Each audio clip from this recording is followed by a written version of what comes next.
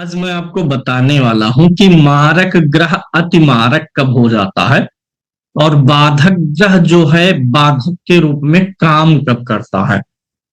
हमेशा बाधक ग्रह बाधक होता नहीं है, क्योंकि एक केस में क्या होता है, बाधक ग्रह कारक भी बन जाता है। तो आज मैं आपको बताने वाला हूं कि मारक अतिमारक कब होगा। हर कुंडली में दो ग्रह मारक होते हैं। अगर आपकी कुंडली में दोनों ग्रह जो मारक है वह अतिमारक हो गए हैं और उनमें से किसी एक की महादशा और किसी एक की अंतरदशा आएगी, तो उस समय में आपको बहुत ही सावधानी रखनी होगी। इसी प्रकार से बाधक ग्रह जो है उसकी दशा जब आती है तो आपके हर चीज में विघ्न और व्यवधान उत्पन्न हो जाते हैं। नौकरी में आपको परेशानी आना शुरू हो जाती है, आर्थिक प्रतिबंध आपके जीवन में आ जाते हैं, शारीरिक प्रतिबंध आ जाते हैं। तो इन्हीं दोनों चीजों का आज हम विश्लेषण करने वाले हैं। मैं आपको अपनी स्क्रीन शेयर करता हूं पहले, और सबसे पहले मैं मारक ग्रह के बारे में बात करता हूं। सबसे पहले तो हमें मारक ग्रह निर्धारित करना होगा, फिर हम अगले स्टेप पे चल के देखेंगे कि मारक ग्रह अतिमारक कैसे हो जा रहा। तो चलिए मैं स्क्रीन शेयर करता हूं और यहां से आप देख के समझ पाएंगे। आपके सामने एक कुंडली है और इस कुंडली में हमें क्या करना है, सबसे पहले आपको निकालना है कि मारक ग्रह कौन सा है। तो आज मारक का फार्मूला भी जान लीजिए। अगर आपकी कुंडली में द्वितीय भाव, पहले आप द्वितीय भाव को लीजिए, द्वितीय भाव, छठे भाव, सातवें भाव, आठवें भाव, 11वें भाव और 12वें भाव में से जो ग्रह दो भावों का स्वामी होगा वही आपके लिए मारक हो जाएगा। तो अगर हम इस कुंडली में देखें तो शनि सातवें और आठवें भाव का यहाँ पर स्वामी बन रहा है। शनि सातवें और आठवें का स्वामी है, तो एक मारक ग्रह यहाँ पर कौन हो गया, शनि। इसे हम नोट कर लेते हैं। दूसरा, इसी विधि से दूसरे भाव से कुंडली के दूसरे भाव, तीसरे भाव, छठे, सातवें, आठवें, 11वें और 12वें में से जो ग्रह दो भाव का स्वामी होगा, तीसरा भाव भी शामिल है इसमें। ये दूसरे भाव, तीसरे भाव, छठे, सातवें, आठवें, 11वें और 12वें भाव में से दो भावों का स्वामी एक तो शनि हो गया। और जब आप दूसरा ग्रह देखते हैं तो बुध मिलता है, तीसरे भाव का और 12वें भाव का स्वामी है। तो यहाँ पर जो दूसरा ग्रह मारक होगा वह बुध हो जाएगा। तो इसी प्रकार से आपको अपने दोनों मारक ग्रहों का निर्धारण करना है। बहुत बार क्या होगा कि चंद्रमा और सूर्य चूंकि एक ही राशि के स्वामी होते हैं, तो इस विधि से जब आप कैलकुलेट करेंगे तो आपको एक ही ग्रह मिलेगा। दूसरे ग्रह में आपको सूर्य और चंद्रमा में से चॉइस करना होता है। बहुत बार चंद्रमा एक राशि का स्वामी है तो सातवें भाव में उसकी राशि पड़ेगी। जैसे इसी कुंडली में देखिए, द्वितीय भाव में सूर्य है, द्वितीय भाव मारक होता है, लेकिन ये सूर्य लगन का मित्र है। तो जब भी आपको एक ग्रह तो मिलेगा ही मिलेगा हर लगन में, लेकिन अगर कंफ्यूजन आता है, दो ग्रह नहीं मिल रहे हैं, सूर्य और चंद्रमा कहीं से आ जा रहा है, सातवें भाव का स्वामी सूर्य, आठवें भाव का स्वामी सूर्य या चंद्रमा में से कोई है, तब आपको डिसीजन लेना है कि कौन सी लगन है और उस लगन का जो शत्रु ग्रह होगा वह ग्रह जो कुंडली के द्वितीय, तृतीय, छठे, सातवें, आठवें, 11वें, 12वें भाव में से दो भावों का स्वामी है वह तो क्लियर हो गया। लेकिन अगर इन भावों में से सूर्य चंद्रमा स्वामी बनेंगे तो वो एक ही भाव के स्वामी बनेंगे। तब आपको देखना पड़ेगा कि सूर्य और चंद्रमा में से कौन सा ग्रह लगन का शत्रु है, तो दूसरा मारक आपका वह ग्रह बनेगा। तो हमें दो मारक ग्रह इस कुंडली में मिल गए, शनि और बुध मिल गए। अब हमें देखना है, अगर शनि की महादशा चली और उसमें बुध का अंतर आया, या बुध की महादशा चली और शनि का अंतर आया, तो मृत्यु तुल्य कष्ट हो सकता है, मृत्यु भी हो सकती है। कब? जब ये दोनों अतिमारक हो जाए, मारक ग्रह अतिमारक हो जाए। कैसे हो जाएंगे इसको देखिएगा। सबसे पहले आपको देखना है कि आपका ये जो मारक ग्रह दोनों आया हुआ है, अगर यह कुंडली में गुलिक के साथ में बैठा हुआ हो। गुलिक एक उपग्रह है, शनि जैसा फल देता है, आप इसे शनि का पुत्र मान सकते हैं। यानी पहला सूत्र मैं आपके सामने रख रहा हूं कि अगर आपका जो भी मारक ग्रह आया हुआ है, अगर वह गुलिक के साथ में बैठ जाता है तो मारक से वह क्या हो जाता है, अतिमारक की कैटेगरी में आ जाता है। तो इस प्रकार से एक तो देख लीजिएगा कि कहीं आपका मारक ग्रह अतिमारक तो नहीं हो रहा है। दूसरा सिद्धांत क्या है, देखिए दो टर्म होते हैं ज्योतिष में, 22वां देशकाल और 64वां नवमांश। जो दो ग्रह आपके मारक आए हुए हैं, अगर वे दोनों ग्रह या उनमें से कोई भी एक 22वें देशकाल का स्वामी हो जाएगा या 64वें नवमांश का स्वामी हो जाएगा, तो वह मारक से अतिमारक में बदल जाएगा। यहां पर हम चेक करते हैं। सबसे पहले आपको मैं 22वां देशकाल दिखाना सिखाता हूं। 22वां देशकाल, देशकाल कुंडली, क्योंकि इसमें शब्द क्या जुड़ा है, देशकाल, तो आपको पता है इसमें देशकाल कुंडली देखनी पड़ेगी, जिसको हम D3 बोलते हैं। 22वां देशकाल है तो आपको देशकाल कुंडली में आना पड़ेगा। आपको सीधे सीधे क्या देखना है, आपके D3 कुंडली में, देशकाल कुंडली में देखना है कि कौन सा ग्रह 8वें भाव का स्वामी है। D3 में लगन जो है, D3 में देशकाल में लगन से 8वां भाव गिनना है। 8वें भाव का जो ग्रह स्वामी होता है वह 22वें देशकाल का स्वामी होता है। अब यहाँ पर जो ग्रह 22वें देशकाल का स्वामी आया है, अगर वही मारक ग्रह आपका निकल के आया होगा तो वह अतिमारक हो जाएगा। यहाँ पर क्या हुआ है, शनि और बुध आपके निकल के आए हैं क्या, मारक ग्रह। ना तो यहाँ पर शनि की राशि है ना बुध की राशि है, तो इस यहाँ पर शनि बुध 22वें देशकाल के स्वामी नहीं बन रहे, यानी मारक ही है। इनकी दशा अंतर दशा में परेशानियां आएंगी, कष्ट आएगा, लेकिन वह मृत्यु दे दे इस बात की संभावना कम रहेगी। लेकिन दूसरे तीसरे टर्म पे चलते हैं। पहला तो मैंने आपको बताया कि अगर मारक ग्रह गुलिक के साथ में है तो अतिमारक है। दूसरा, अगर वही मारक ग्रह आपका 22वें देशकाल का स्वामी है, देशकाल कुंडली में 8वें भाव का स्वामी है, तो भी अतिमारक है। तीसरे टर्म पे चलते हैं। तीसरा टर्म क्या होता है, 64वां नवमांश। क्योंकि इसमें शब्द क्या जुड़ा है, नवमांश, तो हमें नवमांश कुंडली देखनी पड़ेगी। नवमांश कुंडली में आ जाएंगे, D9 कुंडली आप खोल लेंगे। नवमांश कुंडली में 64वां नवमांश। देखिए, अगर आप चाहें तो हर ग्रह का 64वां नवमांश देख सकते हैं। शास्त्रीय विधि में बताया गया है कि चंद्रमा जहां पर बैठा है, नवमांश कुंडली में D9 में चंद्रमा जहां बैठा हुआ है, उससे जो चौथा भाव होता है वो होता है 64वां नवमांश। तो यहाँ पर चंद्रमा इस कुंडली में, जो डेटा आपके पास है, जो कुंडली आपके सामने है, चंद्रमा तुला राशि में बैठा हुआ है, और चंद्रमा से जब अष्टम भाव गिनते हुए जाते हैं तो यहाँ पर यह भाव मिलता है।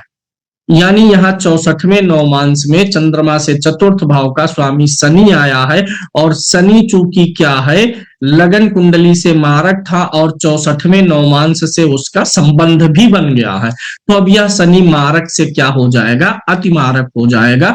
शनि की दशा, अंतरदशा आदि में तकलीफ व्यक्ति को होगी। अब यही शनि और अधिक घातक हो जाएगा। एक और नया टर्म आप यहां पर सीख लीजिए। सूक्ष्म से सूक्ष्म विश्लेषण में जाने का तरीका ही यही है, क्या कि यही शनि जो लगन कुंडली से मारक आया है, यही शनि जो है 64वें नवमांश का स्वामी भी आ गया। अगर यही शनि 22वें देशकाल का भी स्वामी हो जाता तो मारक से अतिमारक से एक स्टेप और आगे बढ़ जाता। यानी जो भी ग्रह का आप देख रहे हैं मारक के रूप में, साधारण मारक कुंडली से है तो वह आपको उतना अधिक पीड़ित नहीं करेगा, बल्कि अगर मारक ग्रह लगन कुंडली से आने के बाद वह देशकाल कुंडली में 22वें देशकाल का स्वामी हो जाए, नवमांश कुंडली से देखेंगे 64वें नवमांश का स्वामी हो जाए, या फिर 22वें देशकाल 64वें नवमांश दोनों में वह आ जाए और मारक ग्रह हो, तो उसकी दशा खाली तो बिल्कुल नहीं जाएगी, बहुत पीड़ित करने वाली है। उस दशा में आपको घोर तकलीफ और समस्याएं प्राप्त होने की संभावना बनी रहती है। तो ये 3 सूत्र मारक को अतिमारक करने वाले हमने आपको बता दिए। अभी इसी में एक सूत्र और ले लीजिए। देखिए, बहुत सारी कुंडलियां जब आप देखेंगे तो आपको यह समझ आएगा कि हमेशा दुख और परेशानियां जो हैं वह हमेशा मारक ग्रह की दशा में ही नहीं आती है, कारक ग्रह की दशा में भी परेशानियां आती है। कोई भी कुंडली आपके सम्मुख आ जाए, उस कुंडली में आप पहले जज कर लीजिए कि कौन सा ग्रह सबसे अधिक खराब या पीड़ित है। कौन सा ग्रह उस कुंडली में सबसे अशुभ फल देने वाली स्थिति में है, उसको आप जज कर लीजिए। जैसे इस कुंडली में अगर हम जज करें तो राहु अष्टम भाव में बैठा हुआ है। राहु ना तो राशि का मित्र है ना ही लगन का मित्र है, और अष्टम भाव में गया हुआ है, क्रूर ग्रह शनि की दृष्टि में भी आ गया है। तो राहु को हम यहाँ पर एक अशुभ फलकारी ग्रह मान रहे हैं। यहाँ पर जो मुख्य अशुभ फलकारी माना जा रहा है वह आपको शारीरिक, मानसिक और सामाजिक रूप से परेशान कर सकता है। शारीरिक रूप से तकलीफ दे दे, आर्थिक रूप से तकलीफ दे दे, या समाज में अपमान करवा दिया। तो सामाजिक रूप से अपमान हो जाना भी तो एक प्रकार से मृत्युदायक कष्ट के समान ही तो होता है। आर्थिक स्थिति किसी व्यक्ति की एकदम से छिन्न भिन्न हो जाए तो वह भी तो कष्ट ही है। मृत्यु तुल्य कष्ट में सिर्फ शरीर का मृत्यु नहीं हम देखते हैं, शरीर को ही कष्ट नहीं देखते। मार्केस को आप 4 कैटेगरी में नोट करिए: सामाजिक, शारीरिक, मानसिक, आर्थिक और सामाजिक। ये 4 प्रकार से मार्केस काम करता है। जिन कुंडलियों में बहुत अच्छे राजयोग होते हैं उनमें अक्सर आर्थिक परेशानियां उतनी प्रबल रूप से नहीं आ पाती हैं। तो मारक ग्रह आपको या तो शारीरिक परेशानी देगा, मानसिक रूप से आपको बेचैन करके रख देगा। बहुत सारे व्यक्ति हैं शारीरिक रूप से एकदम से फिट है, फाइन है, आर्थिक समस्या भी नहीं है, लेकिन डिप्रेशन में है, तनाव में है, जिसके चलते बहुत सारे लोग सुसाइड भी कर लेते हैं। तो शारीरिक, मानसिक, आर्थिक रूप से परेशान कर सकता है। शरीर पे मार्केस का कोई बुरा प्रभाव नहीं आया, व्यक्ति स्वस्थ है, परेशान सिर्फ आर्थिक रूप से उसकी नौकरी चली गई है, कर्ज में डूब गया है, या फिर सामाजिक रूप से परेशान कर दे, सामाजिक अपमान करवा दे। तो मार्केस इन 4 टर्म में काम करता है। करना क्या है आपको, आप अपनी कुंडली का सबसे जो है पीड़ित ग्रह ढूंढिए, कौन सा ग्रह ज्यादा खराब है कुंडली में। अब जैसे अगर कोई ग्रह नीच का हो गया हो कुंडली में, मृत्यु भाग में हो, विष नवमांस में हो, छठे आठवें भाव में बुरी तरीके से पीड़ित हो, पाप ग्रहों की दृष्टि उस पर कई सारी पड़ गई हो, पाप ग्रहों के साथ में हो, ऐसा पीड़ित ग्रह भी अगर 22वें देश काल का स्वामी बनता है या 64वें नवमांस का स्वामी बनता है, तो वह ग्रह भी भले कुंडली में मारक ना हो, उस ग्रह की दशा भी आपको बहुत ज्यादा परेशान करके रख देती है। तो जैसे यहाँ पर राहु को देखेंगे, राहु है थोड़ा पीड़ित, लेकिन राहु 22वें देश काल का स्वामी तो नहीं है, लेकिन 22वें देश काल में बैठा है। देखिए D3 कुंडली में, देश काल कुंडली से 8वें भाव का जो स्वामी होगा वह तो 22वें देश काल का स्वामी कहलाएगा, लेकिन अगर उस भाव में कोई ग्रह बैठा है तो वह 22वें देश काल में बैठा हुआ माना जाएगा। तो 22वें देश काल में बैठा हुआ ग्रह भी थोड़ा गड़बड़ हो जाता है। तो राहु यहाँ भी गड़बड़ है और यहाँ भी गड़बड़ है, हालांकि 64वें नवमांस में राहु नहीं है। तो राहु भी इनको फिजिकली पीड़ित कर सकता है। ये हो गई मारक की बात। अब हम करेंगे बाधक की बात। सबको पता है अगर किसी की चर लगन की कुंडली है, यहाँ पर चर लगन है, आपकी लगन कुंडली के पहले भाव में 4 नंबर की गिनती लिखी हो, 7 नंबर की गिनती, 10 नंबर या 1 नंबर की गिनती कुंडली के पहले भाव में लिखी हुई हो, तो आपकी चर लगन है। चर लगन में क्या होता है कि जो एकादश भाव का स्वामी है वही बाधक ग्रह कहलाता है। एकादश भाव का स्वामी बाधक ग्रह कहलाएगा। तो इस कुंडली में चूंकि ये चर लगन है तो एकादश भाव का स्वामी शुक्र है और ये बाधक ग्रह है। अब हमें देखना है कि क्या शुक्र बाधक के रूप में काम करेगा कि नहीं, क्योंकि सिर्फ बाधक स्थान का स्वामी होकर के कोई ग्रह बाधक के रूप में काम नहीं करता है। उसके लिए शर्त फिर यही तीनों लग जाएगी। अगर बाधक ग्रह कोई है वह लगन कुंडली में नीच का हो, 6, 8, 12 में बैठा हो, या फिर वह गुलिक के साथ हो, 22वें देशकाल में हो, 22वें देशकाल का स्वामी हो, 64वें नवमांस में हो या 64वें नवमांस का स्वामी हो, तभी ग्रह बाधक होगा। चूंकि चर लगन में एकादश भाव का स्वामी बाधक होता है। स्थिर लगन अगर किसी की हो जाएगी, जैसे यहाँ पर 4 नंबर के बजाय 5 नंबर की गिनती आ जाती, स्थिर लगन अगर किसी व्यक्ति की हो, जैसे 5 नंबर, 8 नंबर, 11 नंबर और 2 नंबर की गिनती पहले घर में हो, तो आपके लिए जो बाधक भाव का स्वामी होता है वह 9वें भाव का स्वामी होता है। और एक नियम के अनुसार ये भी सूत्र बनता है ना कि 9वें भाव का स्वामी हमेशा क्या होता है, कारक होता है। तो इसीलिए अगर आपकी स्थिर लगन की कुंडली है तो 9वें भाव का जो स्वामी है वह बाधक और कारक दोनों है। बाधक के रूप में वह काम कब करेगा, जब वह आपकी लगन कुंडली के 6ठे, 8वें या 12वें भाव में बैठा होगा, या फिर लगन कुंडली में नीच का हो, लगन कुंडली में गुलिक के साथ हो, या फिर देशकाण कुंडली में 8वें भाव का भी वही स्वामी हो, या नौमांस कुंडली में चंद्रमा जहां बैठा है उससे 4थे भाव का स्वामी हो, यानी 64वें नौमांस में हो, तब वो बाधक के रूप में काम करेगा, अन्यथा वह बाधक के रूप में काम नहीं करेगा। जैसे मान लेते हैं सिंह लगन की कुंडली ले लेते हैं, इसी लगन को आप थोड़ा रोटेट करके देख लीजिएगा। हम सिंह लगन मान लेते हैं, तो सिंह लगन में 9वां घर कौन सा पड़ेगा, यह पड़ेगा। 9वें घर का स्वामी कौन सा हो गया, मंगल। अब इस मंगल को आप बाधक मानेंगे कब, तब कारक मानेंगे। अब इसी मंगल को हमने लिया तो मंगल लगन कुंडली में क्या है, उच्च का होकर के बैठा हुआ है।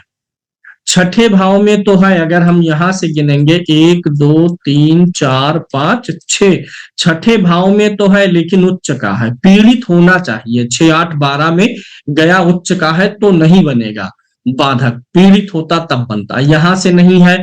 और यह ना तो 22वें देशकाल का स्वामी है, ना 64वें नौमांस का है, तो ऐसे में यह मंगल जो है कारक का ही काम करेगा, ना कि बाधक का काम करेगा।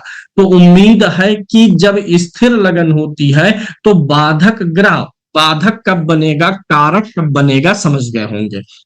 इसी प्रकार से अगर आपकी 2 स्वभाव की लगन हो, जैसे हम कन्या ही मान लेते हैं, कन्या मान लीजिए किसी की लगन है, तो 7वें भाव का स्वामी बाधक होगा। अब अगर हम कन्या लगन लेते हैं तो 7वें भाव का स्वामी कौन बनेगा, गुरु। अब अगर यह गुरु 6 8 12 में जाकर के पीड़ित हो जाता, शत्रु राशि में, नीच राशि में अस्त होता, लगन कुंडली में कहीं नीच का होता, कई पाप ग्रहों के दृष्टि में होता, कई पाप ग्रहों के साथ होता, तब ये बाधक का काम करता। दूसरी शर्त यह है कि इसी को हमें देशकाल कुंडली में देखना है कि क्या यह 22वें देशकाल का स्वामी है, नहीं है। 64वें नौमांस का स्वामी है, नहीं है। क्या 22वें देशकाल में बैठा है, 64वें नौमांस में बैठा है, तब यह बाधक ग्रह आपके लिए बाधक का काम करेगा, अन्यथा सिर्फ कहने के लिए बाधक है, वह बाधा पहुंचाने का काम नहीं करेगा। तो मारक ग्रह जब होता है, अब यहाँ पर इसी उदाहरण कुंडली से दशा मिलान से हम कुछ घटनाएं भी देखने का प्रयास करते हैं। अब इसी कुंडली में मैं दशा चक्र खोल दे रहा हूं। अब इस कुंडली में वर्तमान में शुक्र की महादशा चल रही है, शुक्र की महादशा चल रही है, और इसमें आपने क्या देखा कि शुक्र जो है एकादश चर लगन है, एकादश भाव का स्वामी है, यानी ये बाधक ग्रह है। शुक्र की दशा में क्या इनके जीवन में बाधाएं, विघ्न बाधाएं, रुकावट आएंगी कि नहीं, सिर्फ यहाँ स्वामी हो जाने से यह बाधक नहीं हो जाएगा। 12वें भाव में है इसलिए एक टर्म और लागू हो गया। दूसरा, यह जो है 64वें नौमांस का तो स्वामी नहीं है, लेकिन यह 22वें देशकाल का स्वामी था। देशकाल कुंडली अगर यहीं पर अगर आप देखेंगे तो शुक्र को आप पाएंगे कि यह 22वें देशकाल का स्वामी है, यहाँ पर देशकाल कुंडली में 8वें भाव का स्वामी है, तो अब ये बाधक के रूप में काम करेगा। जब यही शुक्र लगन कुंडली में और अधिक पीड़ित हो जाता, 64वें नौमांस का भी स्वामी होता, तो बाधक का स्तर धीरे धीरे बढ़ जाता। बहुत बार क्या होता है कि जैसे शुक्र इस कुंडली में बाधक है, ऐसे बहुत सारी कर्क लगन की हर कुंडली में बाधक होता है, लेकिन सबको समान रूप से बाधा नहीं देते ग्रह, क्योंकि हमें सारे पैरामीटरों पर चेक करना होता है। तो यहाँ पर शुक्र बाधक स्थान का स्वामी है, 12वें है, थोड़ा असर आ गया, फिर यह 22वें देशकाल का भी स्वामी है, थोड़ा असर और बढ़ गया। अगर यही शुक्र 22वें देशकाल का स्वामी भी होता और 22वें देशकाल में बैठ जाता तो असर और बढ़ जाता। यही शुक्र अगर 64वें नवमांश का स्वामी होता या 64वें में बैठ जाता तो स्टेप बाय स्टेप उसकी बाधक क्षमता बढ़ जाती। तो कभी भी मारक और बाधक का जजमेंट लेते समय ऐसे स्टेप बाय स्टेप देखते हुए ही हमें बढ़ना चाहिए। अब यहाँ पर आप देखिएगा, जब भी आपको जो भी बाधक ग्रह मिला है, मारक ग्रह मिला है, अगर वह प्रबल बाधक और मारक हो रहा है, उसमें से किसी एक की महादशा, किसी एक की अंतरदशा है, तो आपको सावधान होने की जरूरत है। अब यहाँ पर शनि चूंकि हमें प्रबल मारक मिला था, लगन कुंडली से भी मारक था, और यह शनि जो है 64वें नवमांश का भी स्वामी है। तो केतु में शनि की दशा में भी इस व्यक्ति को तकलीफ हुई थी, और उससे भी बड़ी तकलीफ हुई थी जब बुध में शनि की दशा चली थी। बुध में शनि की जब दशा चली थी तो व्यक्ति 10-15 दिन के लिए बिस्तर पे पड़ा था। बुध में जब शनि आया था, चूंकि बुध भी मारक आया है, हालांकि वो प्रबल मारक में नहीं आया लेकिन मारक था, और शनि चूंकि अंतरदशा में प्रबल मारक था, तो अचानक से इसने स्वास्थ्य में ज्यादा समस्याएं उत्पन्न की थी, और व्यक्ति के शरीर का पूरा जल पानी व्यक्ति का शरीर एकदम से सुखा दिया था। तो इस प्रकार से उम्मीद है मारक और बाधक ग्रहों के बारे में निर्णय लेने में यह वीडियो आपकी मदद करेगा। चैनल को सब्सक्राइब कर दीजिएगा, वीडियो को लाइक जरूर करिएगा, और आपने जो अभ्यास किया उस हिसाब से आपका सबसे प्रबल मारक और बाधक कौन बन रहा है, कमेंट बॉक्स में जरूर लिख के बताइएगा। धन्यवाद।